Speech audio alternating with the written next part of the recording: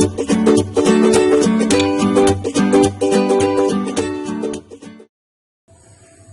দর্শক, আসসালামু আলাইকুম। আমরা আপনাদের সবাইকে স্বাগত জানাচ্ছি আমাদের টেন্সের ধারাবাহিক আলোচনার আজকে দ্বিতীয় পর্বে। তো আমরা আজকে টেন্সের সবগুলো কন্টিনিউয়াস টেন্স নিয়ে আলোচনা করব। অর্থাৎ আমরা আজকে প্রেজেন্ট কন্টিনিউয়াস, পাস্ট কন্টিনিউয়াস এবং ফিউচার কন্টিনিউয়াস এই টেন্সগুলো নিয়ে আলোচনা করব। তো আসুন আমরা আমাদের মূল আলোচনায় চলে যাই। ওকে, প্রেজেন্ট কন্টিনিউয়াস টেন্স। প্রথমত আমরা বাম সাইডে কয়েকটা বিষয় খেয়াল করব, যেমন ডেফিনেশন বা সংজ্ঞা, স্ট্রাকচার বা গঠন, বাংলায় চিনিবার উপায়, অর্থাৎ বাংলায় আমরা এটাকে কিভাবে আইডেন্টিফাই করব, এরপরে এক্সাম্পল বা উদাহরণ। প্রথমত আমরা ডেফিনেশন খেয়াল করব, অর্থাৎ এটার সংজ্ঞা কি, অর্থাৎ এই প্রেজেন্ট কন্টিনিউয়াস টেন্স এটা আসলে কি, অর্থাৎ এটার সংজ্ঞাটা কি, এটা আমরা খেয়াল করব। দেখুন, প্রেজেন্ট কন্টিনিউয়াস টেন্সের ডেফিনেশন হচ্ছে বর্তমানে কোনো কাজ চলিতেছে বুঝালে প্রেজেন্ট কন্টিনিউয়াস টেন্স বলে, অর্থাৎ বর্তমানে কোনো কাজ চলছে। কন্টিনিউয়াস শব্দের অর্থই কিন্তু চলমান বা রানিং, অর্থাৎ কোনো কাজ চলিতেছে এরকম বোঝায়। এরপর স্ট্রাকচার খেয়াল করব। স্ট্রাকচার হচ্ছে প্রথমে সাবজেক্ট, এরপরে এম, ইজ বা আর। এম, ইজ, আর এটাকে আমরা অক্সিলারি ভার্ব বলতে পারি এবং এগুলোকে আমরা সংক্ষেপে বি ভার্ব বলি। এরপর verb plus ING plus extension বা বাকি অংশ। এখানে অনেক সময় আমরা অবজেক্ট ইউজ করতে পারি, অনেক সময় আমরা অ্যাডভার্ব ব্যবহার করতে পারি, এই জন্য আমরা এক কথায় এক্সটেনশন ব্যবহার করেছি। এরপরে বাংলায় চিনিবার উপায়। বাংলায় চিনিবার উপায় এক্ষেত্রে আমরা বাংলা ক্রিয়ার শেষে তেসি, তেসো, তেসে, তেসেন, সি ইত্যাদি যুক্ত থাকতে পারে। এখন আমরা এক্সাম্পল দেখব, যেমন number 1, I am eating rice. এখানে আই একটি সাবজেক্ট, এম স্ট্রাকচারের এম বা এটা একটি বি ভার্ব বা এটা একটি অক্সিলারি ভার্ব। এরপরে ইটিং ভার্ব প্লাস আইএনজি এবং রাইস এটা এক্সটেনশন বা এটাকে আমরা অবজেক্ট বলতে পারি। যেমন example number 2, they are catching fish. Example number 3, they are going to school, তারা স্কুলে যাচ্ছে। এখানে দে একটি সাবজেক্ট, আর স্ট্রাকচারের are, going verb plus ING, to school এটা একটা অ্যাডভার্ব ফ্রেজ। ওকে, এখন আমরা দেখব কোন কোন ক্ষেত্রে প্রেজেন্ট কন্টিনিউয়াস টেন্স ব্যবহৃত হয়, অর্থাৎ প্রেজেন্ট কন্টিনিউয়াস টেন্স কোথায় ব্যবহৃত হয় এটা জানা প্রয়োজন। যেমন বর্তমান সময়ে কোনো কাজ চলছে বোঝাবার জন্য, মানে কোনো কাজ বর্তমানে রানিং আছে, এরকম ক্ষেত্রে আমরা প্রেজেন্ট কন্টিনিউয়াস টেন্স ব্যবহার করব। আমরা এখানে দুটা এক্সাম্পল দিয়েছি, দেখুন, I am reading the book, আমি বইটি পড়িতেছি। শি ইজ প্লেয়িং ক্রিকেট, সে ক্রিকেট খেলছে। এগুলো সব কিন্তু বর্তমান সময়ে চলমান কাজ, কোনো কিছু চলছে এরকম বোঝাচ্ছে। এরপর 2 নম্বরে বলা হচ্ছে ভবিষ্যতের কাজ বর্ণনা করার জন্য। আমরা কিন্তু অনেক সময় ফিউচার টেন্সে, অর্থাৎ ভবিষ্যতে কোনো কাজ হবে এরকম ক্ষেত্রেও প্রেজেন্ট কন্টিনিউয়াস টেন্সের স্ট্রাকচার ব্যবহার করি। আসুন আমরা এক্সাম্পল লক্ষ্য করি। নাম্বার 1 বলা হচ্ছে they are going to a concert tomorrow night. আগামীকাল রাতে তারা একটা কনসার্টে যাচ্ছে। দেখুন, আমরা এটাকে কিন্তু প্রেজেন্ট কন্টিনিউয়াস টেন্সে ব্যবহার করছি, স্ট্রাকচার প্রেজেন্ট কন্টিনিউয়াস টেন্সে, কিন্তু এটার এক্সপ্রেশন কিন্তু ফিউচার টেন্স। তাহলে এরকম ফিউচার এক্সপ্রেশন প্রদান করে এরকম ক্ষেত্রেও কিন্তু আমরা প্রেজেন্ট কন্টিনিউয়াস টেন্সের স্ট্রাকচার ব্যবহার করতে পারবো। যেমন 2 নম্বরে বলা আছে we are repeating the experiment next month. আমরা এই এক্সপেরিমেন্টটা রিপিট করব, পুনরায় করব আগামী মাসে। তাহলে কিন্তু আমরা ফিউচার টেন্স এক্সপ্রেস করতে পারি প্রেজেন্ট কন্টিনিউয়াস টেন্সের মাধ্যমে। চমৎকার একটা নিয়ম এটা। 3 নম্বরে বলা আছে উন্নয়নশীল, পরিবর্তনশীল অবস্থা বোঝাবার জন্য। আমরা এক্সাম্পলের মাধ্যমে বিষয়টা বিশ্লেষণ করব। Number 1, the population of the world is rising very fast, অর্থাৎ পৃথিবীর জনসংখ্যা দ্রুত বৃদ্ধি পাচ্ছে, এটা কিন্তু একটা পরিবর্তনশীল অবস্থা। এরকম ক্ষেত্রে আমরা কিন্তু প্রেজেন্ট কন্টিনিউয়াস টেন্স ব্যবহার করেছি। এরপরে নাম্বার 2 বলা হচ্ছে that child is getting bigger every day. ওই শিশুটা প্রতিদিন আস্তে আস্তে বড় হচ্ছে। তাহলে এটা একটা উন্নয়নশীল অবস্থা। তাহলে প্রথমটা হচ্ছে একটা পরিবর্তনশীল অবস্থা আর দ্বিতীয়টা হচ্ছে একটা উন্নয়নশীল অবস্থা। তাহলে এরকম পরিবর্তনশীল বা উন্নয়নশীল কোনো সিচুয়েশন এক্সপ্রেস করতে আমরা কিন্তু প্রেজেন্ট কন্টিনিউয়াস টেন্সের স্ট্রাকচার ব্যবহার করতে পারি।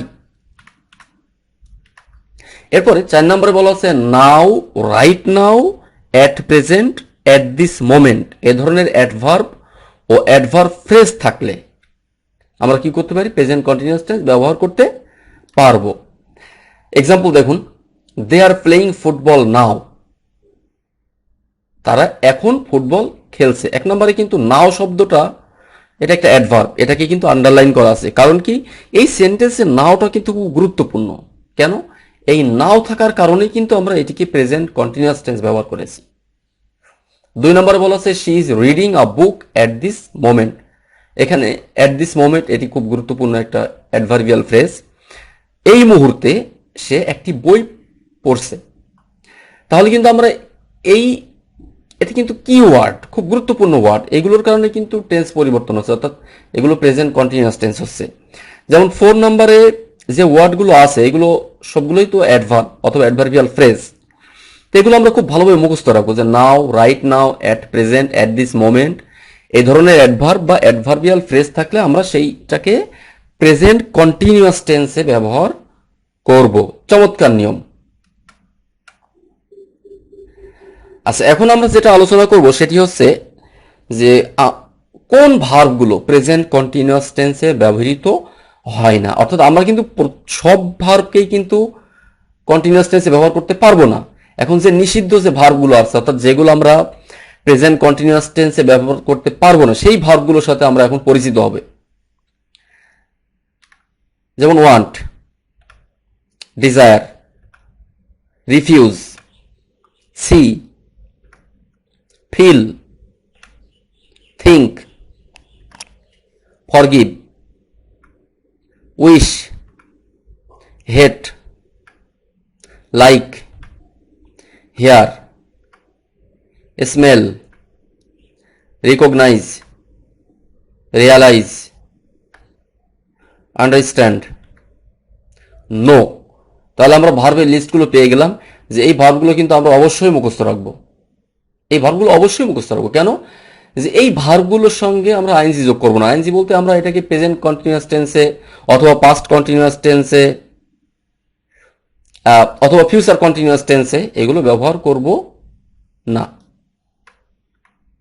আমরা এই যে ভার্বগুলোর সাথে আইএনজি যোগ করা যাবে না, অর্থাৎ কন্টিনিউয়াস টেন্সে ব্যবহার করা যাবে না, এগুলোর উপর একটা প্র্যাকটিস এখন লক্ষ্য করছি। দেখুন স্ক্রিনে খেয়াল করুন, ইনকারেক্ট এবং কারেক্ট উভয় সেন্টেন্সই কিন্তু দেওয়া আছে। যেমন number 1, I am wanting the pen, আমি কলমটা চাচ্ছি বা চাইতেছি। এটা কিন্তু একটা ইনকারেক্ট সেন্টেন্স, কারণ আমরা কিছুক্ষণ আগেই দেখলাম যে ওয়ান্ট ভার্বের সঙ্গে ওয়ান্ট ভার্বকে কন্টিনিউয়াস টেন্সে ব্যবহার করা যাবে না। তাহলে এটা কারেক্ট কি? আই ওয়ান্ট দ্য পেন, এটাকে আমরা প্রেজেন্ট ইনডিফিনিট টেন্সে করেছি। এটাকে কিন্তু আমরা প্রেজেন্ট পারফেক্ট টেন্সে ব্যবহার করতে পারি। যেমন I have wanted the pen, অথবা পাস্ট ইনডিফিনিট টেন্সে ব্যবহার করতে পারি, কিন্তু কন্টিনিউয়াস টেন্সে ব্যবহার করব না। আচ্ছা, 2 নম্বরে বলা হচ্ছে আই এম হেটিং ইউ। হেট কিন্তু কন্টিনিউয়াস টেন্সে ব্যবহৃত হয় না, সুতরাং এটি একটি ইনকারেক্ট সেন্টেন্স। আমরা এটার কারেক্ট কি দেখছি? I hate you. Number 3, you are knowing him, তুমি তাকে চিনছো। আচ্ছা, নো ভার্বের সাথে কিন্তু আমরা জানি যে এটা কন্টিনিউয়াস টেন্সে ব্যবহৃত হয় না, সুতরাং এটি ইনকারেক্ট। এরপরে এটা কারেক্ট কি? ইউ নো হিম, তুমি তাকে চেনো। যেমন আমরা একটা এক্সাম্পল দিতে, কোনো মূর্খ প্রেমিকও কিন্তু প্রেমিকাকে কখনো বলে না যে আই এম লাভিং ইউ। কি বলে? আই লাভ ইউ বলে, যদিও সে নিয়মটা জানে না। তাহলে বন্ধুরা, আমরা কিন্তু কিছু শিখলাম যে কিছু ভার্ব আছে যেগুলোর সঙ্গে যেগুলোকে কন্টিনিউয়াস টেন্সে আমরা ব্যবহার করব না, করলে কি হবে? ভুল হবে। আচ্ছা, এখন আমরা পাস্ট কন্টিনিউয়াস সম্পর্কে আলোচনা করব। পাস্ট কন্টিনিউয়াসের প্রথমে আমরা ডেফিনেশন দেখব বা সংজ্ঞা দেখব। অতীতে কোনো কাজ হইতেছিল বুঝালে তাকে পাস্ট কন্টিনিউয়াস টেন্স বলে। অর্থাৎ অতীতে কোনো কাজ চলমান ছিল, রানিং ছিল, এরকম ক্ষেত্রে আমরা পাস্ট কন্টিনিউয়াস টেন্স ব্যবহার করব। এখন আমরা এটার স্ট্রাকচার দেখব বা গঠন খেয়াল করব। সাবজেক্ট প্লাস ওয়াজ বা ওয়ার, এবং ওয়াজ বা ওয়ারকে আমরা কিন্তু অক্সিলারি ভার্ব বলতে পারি, এবং এগুলোকে আমরা বি ভার্ব বলতে পারি। এরপরে ভার্ব প্লাস আইএনজি, এরপরে এক্সটেনশন বা বাকি অংশ। বাংলায় চিনিবার উপায়, আমরা এই পাস্ট কন্টিনিউয়াস টেন্সকে কিভাবে বাংলায় আইডেন্টিফাই করতে পারি দেখুন। ক্রিয়ার শেষে তে ছিল, তে ছিলে, তে ছিলাম ইত্যাদি যুক্ত থাকে। কয়েকটা এক্সাম্পলের মাধ্যমে আমরা বিষয়টা ক্লিয়ার করব। যেমন 1 নম্বরে আই ওয়াজ ইটিং রাইস, আমি ভাত খাচ্ছিলাম। এখানে আই সাবজেক্ট, ওয়াজ স্ট্রাকচারের ওয়াজ বা এটি একটি বি ভার্ব অথবা এটি একটি auxiliary verb, eating verb plus ING, এবং রাইস এটি একটি এক্সটেনশন বা এটিকে আমরা বলতে পারি অবজেক্ট। এরপর example number 2, they were catching fish, তারা মাছ ধরিতেছিল। Number 3, he was going to school, সে স্কুলে যাচ্ছিল। তাহলে আমরা কয়েকটা এক্সাম্পল পেলাম এখানে পাস্ট কন্টিনিউয়াস টেন্সের। এরকম অনেক এক্সাম্পল আমরা দিতে পারি। আচ্ছা, কোন কোন ক্ষেত্রে পাস্ট কন্টিনিউয়াস টেন্স ব্যবহৃত হয়, অর্থাৎ পাস্ট কন্টিনিউয়াস টেন্সের ব্যবহারের ক্ষেত্রগুলো এখন দেখব। প্রথমত কি বলা হচ্ছে, অতীতকালে কোনো কাজ চলছিল, কাজে অগ্রগতি হয়েছিল কিন্তু শেষ হয়নি, অর্থাৎ কোনো কাজ চলছিল অতীতকালে তখনও শেষ হয়নি, এরকম বোঝাতে আমরা পাস্ট কন্টিনিউয়াস টেন্স ব্যবহার করব। যেমন এখানে example, I was painting all day yesterday, আমি গতকাল সারাটা দিন রং করছিলাম, কাজ কিন্তু শেষ হয়নি, চলমান ছিল, সুতরাং এটা পাস্ট কন্টিনিউয়াস টেন্সে আমরা ব্যবহার করেছি। 2 নম্বরে বলা হচ্ছে, this time last year I was living in Brazil, এই সময় গত বছর আমি ব্রাজিলে বসবাস করছিলাম, এটাও কিন্তু চলমান ছিল, সুতরাং এটাকে আমরা পাস্ট কন্টিনিউয়াস টেন্সে ব্যবহার করেছি। আচ্ছা বন্ধুরা, এখন কিন্তু একটা গুরুত্বপূর্ণ বিষয় নিয়ে আলোচনা করব, হোয়েন এর ব্যবহার। এই বিষয়টা অনেক সময় আমাদেরকে ঝামেলায় ফেলে, অনেক সময় এই থেকে হোয়েন এবং হোয়াইল থেকে বিভিন্ন সময় প্রশ্ন আসে, বিভিন্ন পরীক্ষায়, কম্পিটিটিভ এক্সামে, বিভিন্ন পরীক্ষায় এই ধরনের প্রশ্ন আসে, বিসিএস এ প্রশ্ন আসে। তো আমরা আজকে হোয়েন এবং হোয়াইল এই দুইটা বিষয় যেহেতু আমাদের পাস্ট কন্টিনিউয়াস টেন্সের সাথে রিলেটেড, এই জন্য আলোচনা করব। তো প্রথমত আমরা কি দেখছি, হোয়েনের ব্যবহার। আচ্ছা, অতীতকালে একটি কাজ চলাকালে অন্য একটি কাজ ঘটলে সেক্ষেত্রে আমরা হোয়েন ব্যবহার করব। খুব ভালোভাবে খেয়াল করুন, অতীতকালে একটি কাজ চলাকালে অন্য একটি কাজ হঠাৎ ঘটলে সেক্ষেত্রে আমরা হোয়েন ব্যবহার করব। চলমান কাজটি পাস্ট কন্টিনিউয়াস টেন্স হবে এবং হঠাৎ সংঘটিত কাজটি পাস্ট ইনডিফিনিট টেন্স হবে, অর্থাৎ যে কাজটা রানিং ছিল সেটা পাস্ট কন্টিনিউয়াস টেন্সে ব্যবহার করব এবং হঠাৎ যে কাজটা সংঘটিত হবে সেটাকে আমরা পাস্ট ইনডিফিনিট টেন্সে ব্যবহার করব।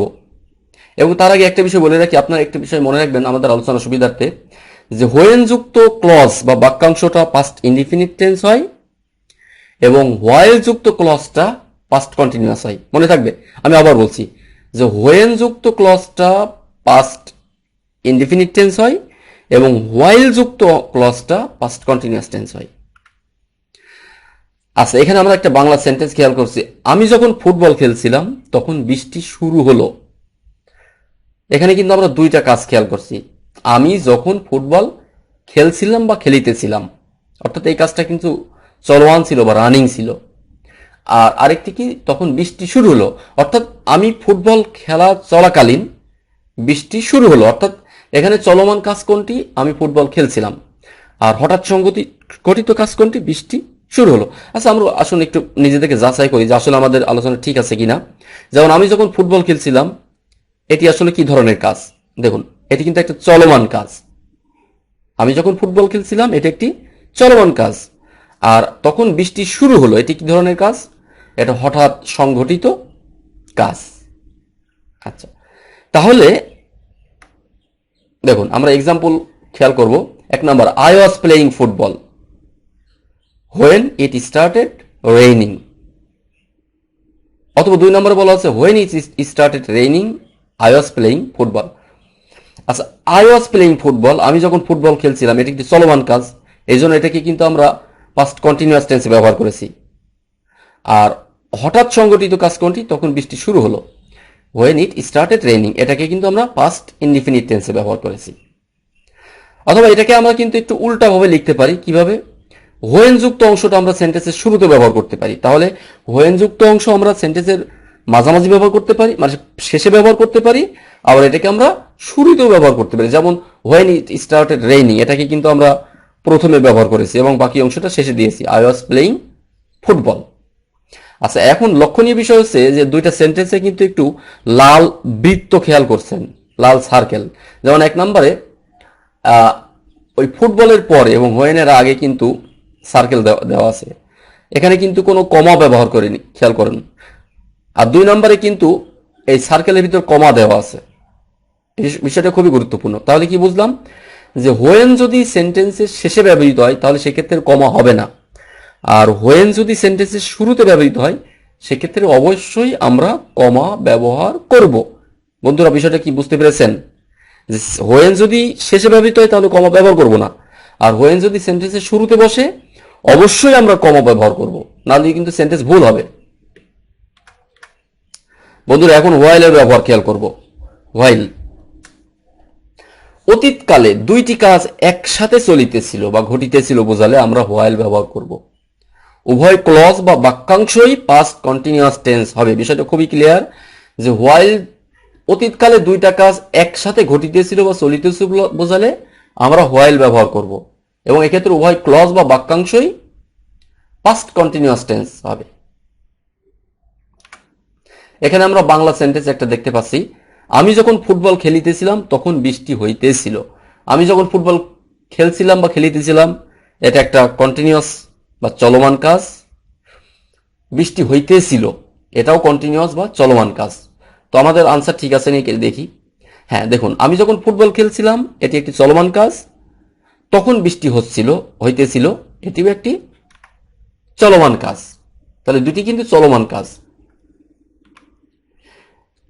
তাহলে এখানে কিন্তু উভয় সেন্টেন্সে আমরা হোয়াইল ব্যবহার করেছি। দেখুন এক নম্বরে I was playing football while it was raining, আমরা উভয় ক্লজই কিন্তু পাস্ট কন্টিনিউয়াস টেন্সে ব্যবহার করেছি। এদিকে আমরা একটু ঘোরায় যদি লিখি, হোয়াইল যুক্ত অংশ যদি সেন্টেন্সের শুরুতে ব্যবহার করি তাহলে কি হচ্ছে, হোয়াইল ইট ওয়াজ রেইনিং,